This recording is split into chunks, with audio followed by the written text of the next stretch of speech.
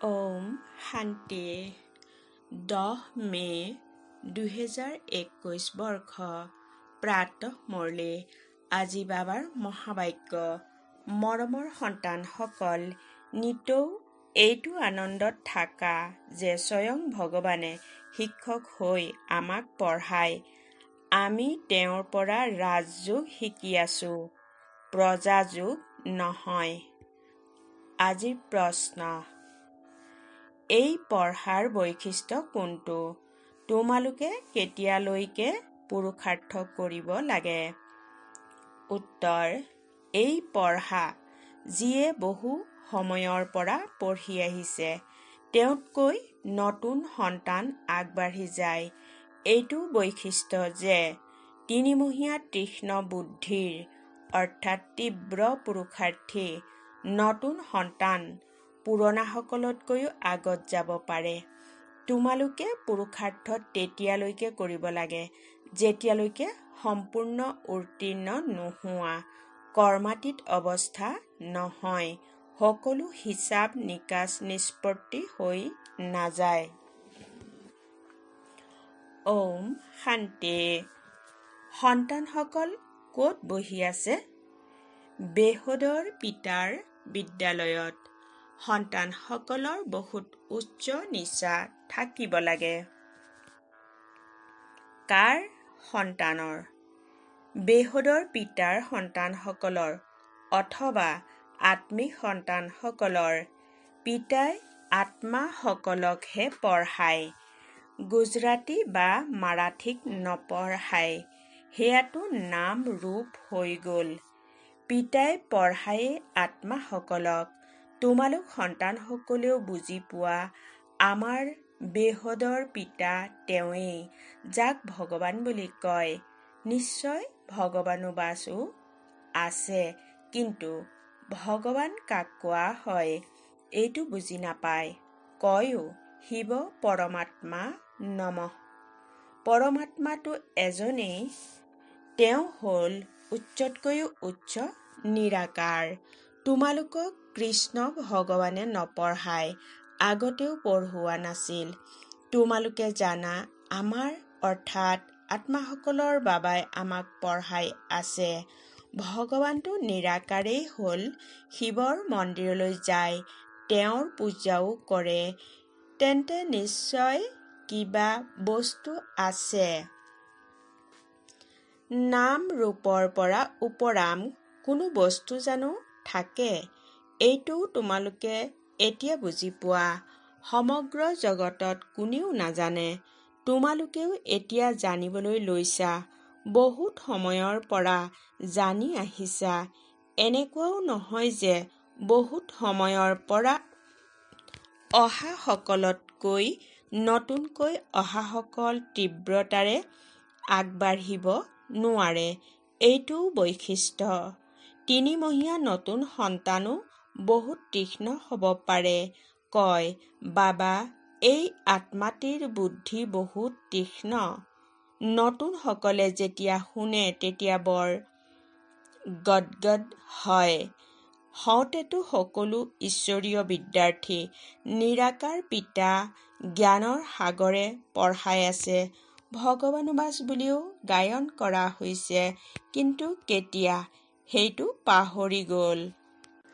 এতিয়া তোমালোক সন্তানসকলে জানা, এনেকুৱাও কিছুমান থাকে, যাৰ পিতাক শিক্ষক হয়, কিন্তু তেওঁ কেৱল এটাহে বিষয় পঢ়াব, অন্য বিষয় অন্য শিক্ষকে পঢ়াব। ইয়াততো পিতা সকলো সন্তানৰে শিক্ষক। এইটো আচৰিত কথা। বহুত সন্তান আছে, যাৰ নিশ্চয় আছে যে শিৱ বাবাই আমাক পঢ়ায়। শ্ৰীকৃষ্ণক বাবা বুলি ক'ব নোৱাৰি। কৃষ্ণক এনেকুৱা শিক্ষক, গুৰু বুলিও নাভাবে। এওঁতো বাস্তৱত পঢ়াই আছে। তোমালোক ভিন্ন ভিন্ন প্ৰকাৰৰ বিদ্যাৰ্থী বহি আছা। বাবা শিক্ষকে পঢ়ায়। যেতিয়ালৈকে তোমালোক উত্তীৰ্ণ নোহোৱা, কৰ্মাতীত অৱস্থা নোপোৱালৈকে পুৰুষাৰ্থ কৰিব লাগে। কৰ্মৰ হিচাপ নিকাচৰ পৰা মুক্ত হ'ব লাগে। তোমালোক ভিতৰি বহুত আনন্দিত হ'ব লাগে। বাবাই আমাক এনেকুৱা সৃষ্টিলৈ লৈ যায় আৰু কোনো এনেকুৱা বিদ্যালয় নাথাকে য'ত সন্তানসকল বহে আৰু বুজি পায় যে পৰমধাম নিবাসী বাবা আহি আমাক পঢ়াব। এতিয়া তোমালোক ইয়াত বহিছা, গতিকে বুজি পোৱা যে আমাৰ বেহদৰ পিতা আমাক পঢ়াবলৈ আহে, গতিকে ভিতৰি বহুত আনন্দিত হ'ব লাগে। বাবাই আমাক ৰাজযোগ শিকাই আছে। এয়া ৰাজযোগ নহয়, এয়া হ'ল, বাবাই কৈছে, এয়া প্ৰজাযোগ নহয়, এয়া হ'ল ৰাজযোগ। এই স্মৃতিৰেই সন্তানসকলৰ আনন্দৰ পাৰা ঊৰ্ধ্বগামী হ'ব লাগে। কিমান ডাঙৰ পৰীক্ষা আৰু তোমালোক কিমান সাধাৰণভাৱে বহি আছা, যেনেকৈ মুছলমানসকলে সন্তানক মজিয়াত বহি পঢ়ায়। তোমালোক এইটো নিশ্চয়েৰে ইয়ালৈ আহা। এতিয়া পিতাৰ সন্মুখত বহি আছা। বাবাইও কয়, মই জ্ঞানৰ সাগৰ হওঁ, মই কল্পই কল্পই আহি ৰাজযোগ শিকাওঁ। কৃষ্ণৰ 84 জন্ম বুলি কোৱা বা ব্ৰহ্মাৰ 84 জন্ম বুলি কোৱা, কথা একেটাই। ব্ৰহ্মাই শ্ৰীকৃষ্ণ। এইটো বুদ্ধিত ভালদৰে ধাৰণ কৰিব লাগে। পিতাৰ প্ৰতি বহুত স্নেহ থাকিব লাগে। আমি আত্মাসকল সেই পিতাৰ সন্তান। পৰমপিতা পৰমাত্মা আহি আমাক পঢ়ায়। কৃষ্ণটো হ'ব নোৱাৰে, এনেকৈ জানো কৃষ্ণই পঢ়াইছিল? মুকুট আদি খুলি আহিছিল জানো? এতিয়া পঢ়াওঁতাজনটো বয়সীয়াল হ'ব লাগে। পিতাই কয়, মই বয়সীয়াল শৰীৰ লৈছোঁ, এইটো নিৰ্দিষ্ট হৈ আছে। শিৱ বাবাই ব্ৰহ্মাৰ দ্বাৰাহে পঢ়ায়। কয়ো যে যথাযথ পৰমপিতা পৰমাত্মাই ব্ৰহ্মাৰ দ্বাৰা স্থাপনা কৰে। এতিয়া ব্ৰহ্মা ক'ৰ পৰা আহিল এইটো বুজি নাপায়। পিতাই বহি সন্তানসকলক বাৰে বাৰে সজাগ কৰি দিয়ে। মায়াই আকৌ শুৱাই দিয়ে। এতিয়া তোমালোক সন্মুখত বহি আছা, বুজি পোৱা যে মই তোমালোকৰ আত্মিক পিতা। মোক জানা নহয়? গায়নো কৰে, পৰম পিতা পৰমাত্মা জ্ঞানৰ সাগৰ, পতিত পাৱন, দুখ হৰ্তা, সুখ কৰ্তা হয়। কৃষ্ণৰ কাৰণে কেতিয়াও এনেকৈ নকয়। সকলোকে একেলগেতো পঢ়াব নোৱাৰে। মধুবনত মুৰুলী শুনায়, সেয়া আকৌ সকলো সেৱা কেন্দ্ৰলৈ যায়।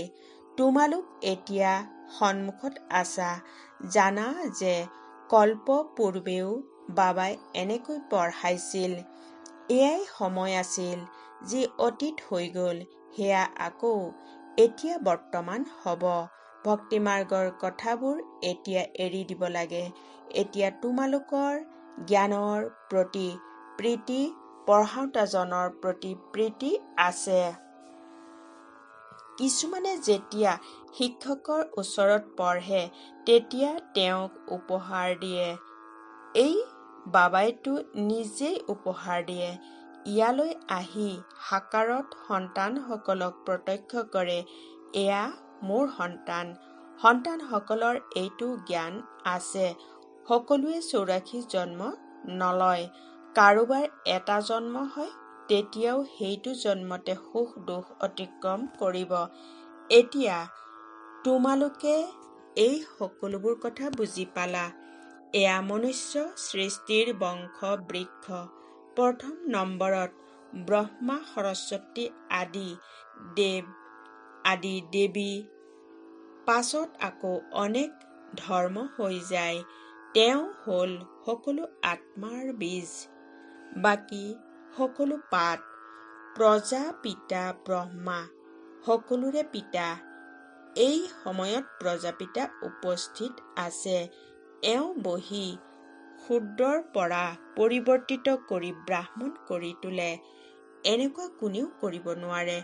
পিতাইহে তোমালোকক শূদ্ৰৰ পৰা ব্ৰাহ্মণ কৰি আকৌ দেৱতা কৰি তুলিবলৈ পঢ়াই আছে। এয়া হৈছেই সহজ ৰাজযোগৰ পঢ়া। ৰজা জনকেও ছেকেণ্ডত জীৱন মুক্তি পালে, অৰ্থাৎ স্বৰ্গবাসী হৈ গ'ল। মনুষ্যই গায়নতো কৰি থাকে, তথাপিও বুজাব নোৱাৰে। এতিয়া পিতাই কয়, হে সন্তানসকল, দেহী অভিমানী হোৱা। তোমালোক অশৰীৰী হৈ আহিছিলা, আকৌ শৰীৰ ধাৰণ কৰি ভূমিকা পালন কৰিলা, যথাযথ 84 জন্ম ললা। পিতা যি সত্য তেওঁ সত্যহে কব। ৰাজধানী হ'ল নহয় জানো? ৰাজযোগ এজনে জানো শিকিব? তোমালোক সকলো এতিয়া কাঁইটৰ পৰা ফুল হৈ আছা।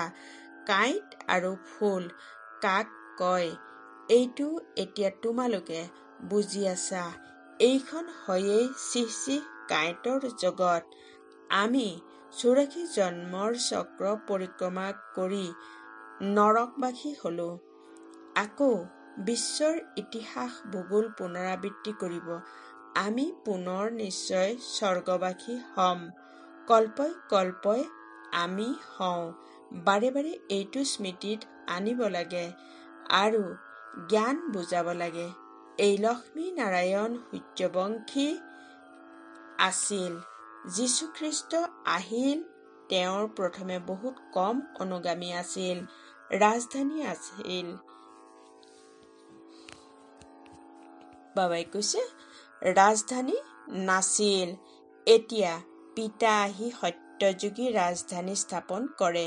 স্থাপন হয়েই সংগমত। এতিয়া তোমালোকৰ বুদ্ধিত আছে যে এয়া হ'ল সঁচা কুম্ভমেলা। আত্মা অনেক, পৰমাত্মা এজন।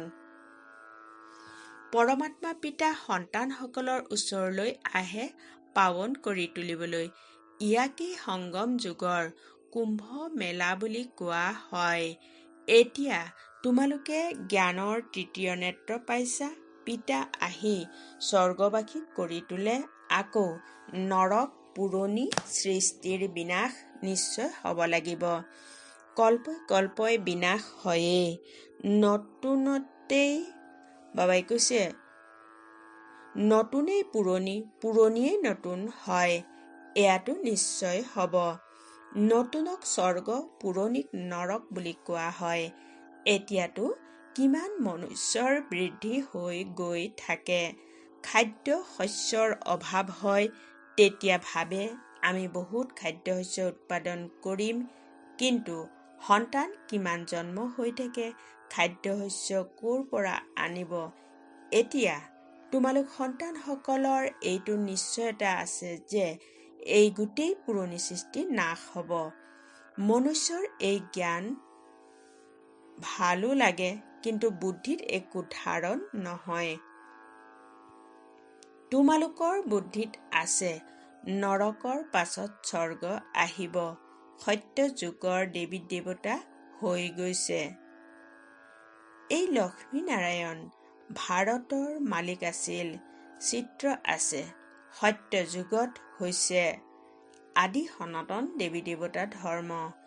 এতিয়া নিজক দেৱতা ধৰ্মৰ বুলি নকৈ তাৰ সলনি হিন্দু বুলি কৈ দিয়ে। সন্তানসকলে ভালদৰে জানে যে আমি এনেকুৱা দেৱী দেৱতা হৈ আছো। আমাক পঢ়াই আছে এই কৰ্মেন্দ্ৰিয়ৰ দ্বাৰা। বাবাই কয় নহ'লে মই তোমালোকক কেনেকৈ পঢ়াম? আত্মাসকলকহে পঢ়ায়, কিয়নো আত্মাতহে খাদ অৰ্থাৎ বিকাৰৰ লেপ পৰে। এতিয়া তোমালোক সঁচা সোণ হ'ব লাগে। সোণালী যুগৰ পৰা সোণালী ৰূপালী যুগলৈ আহে, অৰ্থাৎ ৰূপৰ খাদ পৰিলে তোমালোক চন্দ্ৰবংশী হৈ যোৱা। সত্য যুগত সোণালী যুগত আছিল। তেওঁলোকে অৱনমিত হয়, আকৌ বৃদ্ধিও হৈ গৈ থাকে। এতিয়া তোমালোকৰ বুদ্ধিত আছে যে আমি সোণালী, ৰূপালী, তাম্ৰ, লৌহ যুগত 84 চক্ৰ পৰিক্ৰমা কৰি আহিছো। অনেকবাৰ এই ভূমিকা পালন কৰিছোঁ। এই ভূমিকাৰ পৰা কোনেও সাৰি যাব নোৱাৰে। তেওঁলোকে কয় আমাক মুখ্য লাগে, কিন্তু বাস্তৱত বিৰক্তটো তোমালোক হ'ব লাগে। চৌৰাশী চক্ৰটোত তোমালোকে পৰিক্ৰমা লগাইছা। মনুষ্যটো ভাবে অহা আৰু যোৱা হৈয়েই থাকে। ইয়াৰ পৰা কিয়নো আমি মুক্ত নহওঁ? কিন্তু এইটোতো হ'ব নোৱাৰে। গুৰুসকলেও কৈ দিয়ে তোমালোকে মোক্ষ প্ৰাপ্তি কৰিবা, ব্ৰহ্মক স্মৰণ কৰা, তেতিয়া ব্ৰহ্মত লীন হৈ যাবা। অনেক মত মতান্তৰ ভাৰততহে আছে, অন্য কোনো খণ্ডতে ইমান নাই। অনেক মত আছে, এটা আনটোৰ সৈতে নিমিলে। ঋদ্ধি সিদ্ধিও বহুত শিকে, অৰ্থাৎ তন্ত্ৰ মন্ত্ৰও বহুত শিকে। কোনোৱে কেশৰ উলিয়াই, কোনোবাই আন কিবা। ইয়াত মনুষ্য বহুত আনন্দিত হয়। এয়াটো হ'ল আধ্যাত্মিক জ্ঞান। তোমালোকে জানা আত্মিক পিতা আমাৰ আত্মাসকলৰ পিতা। আত্মিক পিতাই আত্মাসকলৰ সৈতে বাৰ্তালাপ কৰে, সত্য নাৰায়ণৰ কথা আহি শুনায় বা অমৰ কথা শুনায়, যাৰ দ্বাৰা অমৰ লোকৰ মালিক কৰি তোলে, নৰৰ পৰা নাৰায়ণ কৰি তোলে, আকৌ কৰি তুল্য হৈ যায়। এতিয়া তোমালোকে হীৰাৰ দৰে অমূল্য জন্ম পাইছা, আকৌ কৰিৰ পিছত কিয় নষ্ট কৰা? এই সৃষ্টিখনেই আৰু কিমান বছৰ থাকিব? কিমান যুদ্ধ বিগ্ৰহ লাগি থাকে, সকলো নাশ হৈ যাব। মৃত্যু সন্মুখত থিয় হৈ আছে, তেতিয়া ইমান লাখ কোটি কোনে বহি খাব? কিয়নো আমাক সফল কৰিব নালাগে। বাবাই কৈছে কিয়নো ইয়াক সফল কৰিব নালাগে। এই আত্মিক মহাবিদ্যালয় খুলিলে মনুষ্য সৰ্বদা স্বাস্থ্যৱান, ধনৱান, সুখী হৈ যায়। এই চিকিৎসালয় আৰু বিশ্ববিদ্যালয় সংযুক্ত হৈ আছে। স্বাস্থ্য সম্পদ সুখটো আছেই, যথাযথ যোগৰ দ্বাৰা আয়ুস দীঘল পায়। তোমালোক কিমান স্বাস্থ্যৱান হোৱা, আকৌ কুবেৰৰ সম্পদো পোৱা। আলাউদ্দিনৰ নাটক দেখুৱাই নহয়। তোমালোকে জানা আল্লাই যি আদি সনাতন দেৱী দেৱতা ধৰ্ম প্ৰতিষ্ঠা কৰে, তাত বহুত সুখ আছে, নামেই হৈছে স্বৰ্গ। তোমালোক শান্তিধামৰ নিবাসী আছিলা, আকৌ তোমালোক প্ৰথমে সুখধামলৈ আহিলা, তাৰ পাছত 84 জন্মলৈ অৱনমিত হৈ আহিছা। কল্পই কল্পই মই তোমালোক সন্তানসকলক এনেকৈ বহি বুজাওঁ, তোমালোকে নিজৰ জন্মক নাজানা, মই তোমালোকক শুনাওঁ। তোমালোকে 84 জন্ম লৈছা। এই চোলা অৰ্থাৎ শৰীৰ পতীত, আত্মাও তমোপ্ৰধান হৈ গৈছে। বাবাই শুদ্ধ কথা কয়। বাবাই কেতিয়াও ভুল কথা নকয়। তেওঁ হয়েই সত্য, সত্যযুগ হয়েই নিৰ্বিকাৰী বিশ্ব, শ্ৰেষ্ঠাচাৰী জগত। আকৌ ৰাৱণে ভ্ৰষ্টাচাৰী কৰি তোলে। এইখন হৈছেই অসত্য খণ্ড।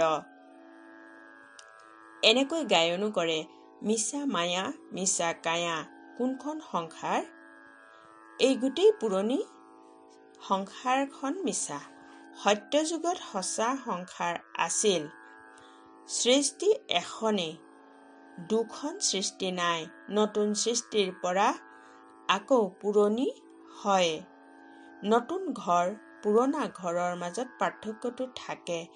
নতুন তৈয়াৰ হৈ গ'লে ভাবে নতুনত থাকিম। ইয়াতো সন্তানসকলৰ কাৰণে নতুন ঘৰ নিৰ্মাণ কৰে। সন্তান বহুত হৈ গৈ থাকিব। তোমালোক সন্তানসকলতো বহুত আনন্দিত হ'ব লাগে। পিতাই কয়, মোৰ জ্ঞান সাগৰৰ সন্তানসকলো কাম চিতাত বহি বেচেৰাহঁত একেবাৰে জ্বলি গ'ল। এতিয়া আকৌ তেওঁলোকক জ্ঞান চিতাত বহুৱাই স্বৰ্গৰ মালিক কৰি তোলে। কাম চিতাত বহা বাবে একেবাৰেই কলা হৈ গৈছে। কৃষ্ণক শ্যাম সুন্দৰ নাম দিছে, কিন্তু অৰ্থ কোনেও বুজিব নোৱাৰে। এতিয়া তোমালোক কিহৰ পৰা কি হৈ যোৱা? পিতাই কড়িৰ পৰা হীৰাতুল্য কৰি তোলে, গতিকে ইমান মনোযোগো দিব লাগে। পিতাক স্মৰণ কৰিব লাগে। স্মৃতিৰ দ্বাৰাহে তোমালোক স্বৰ্গৰ মালিক হবা। ভাল বাৰু। অতি মৰমৰ কল্পৰ পাছত পুনৰাই লগ পোৱা সন্তানসকলৰ প্ৰতি মাতা পিতা বাপ-দাদাৰ স্নেহপূৰ্ণ স্মৰণ আৰু সুপ্ৰভাত। আত্মিক পিতাৰ আত্মিক সন্তানসকলক নমস্কাৰ। ধাৰণাৰ বাবে মুখ্য সাৰ নম্বৰ 1। এই হীৰাতুল্য অমূল্য জীৱনক কড়িৰ পিছত নষ্ট কৰিব নালাগে। মৃত্যু সন্মুখত থিয় হৈ আছে, সেইকাৰণে নিজৰ সকলো আত্মিক সেৱাত সফল কৰিব লাগে। 2 নম্বৰ, পঢ়া আৰু পঢ়াওঁতাজনৰ সৈতে সঁচা প্ৰীতি ৰাখিব লাগে। ভগৱানে আমাক পঢ়াবলৈ আহে, এইটো আনন্দত থাকিব লাগে। আজিৰ বৰদান: অধিকাৰী বোধৰ স্মৃতিৰ দ্বাৰা সকলো শক্তিৰ অনুভৱ কৰোঁতা প্ৰাপ্তিস্বৰূপ হোৱা। বহলাই এনেদৰে কোৱা হৈছে: যদি বুদ্ধিৰ সম্বন্ধ সদায় এজন পিতাৰ সৈতে লাগি থাকে, তেতিয়া সকলো শক্তিৰ উত্তৰাধিকাৰ অধিকাৰৰ ৰূপত প্ৰাপ্ত হয়। যিয়ে অধিকাৰী বুলি বুজি সকলো কৰ্ম কৰে, তেওঁলোকে ক'বলৈ বা সংকল্পটো বিচৰাৰ আৱশ্যকতা নাথাকে। এই অধিকাৰীবোধৰ স্মৃতিয়েই সকলো শক্তি প্ৰাপ্তিৰ অনুভৱ কৰায়। গতিকে নিশ্চা থাকিব লাগে যে সকলো শক্তি মোৰ জন্মসিদ্ধ অধিকাৰ। অধিকাৰী হৈ চলা, তেতিয়া অধীনতা সমাপ্ত হৈ যাব। শ্লোগান: নিজৰ লগতে প্ৰকৃতিকো পাৱন কৰিবলৈ হ'লে সম্পূৰ্ণ আসক্তিমুক্ত হোৱা। ওম শান্তি।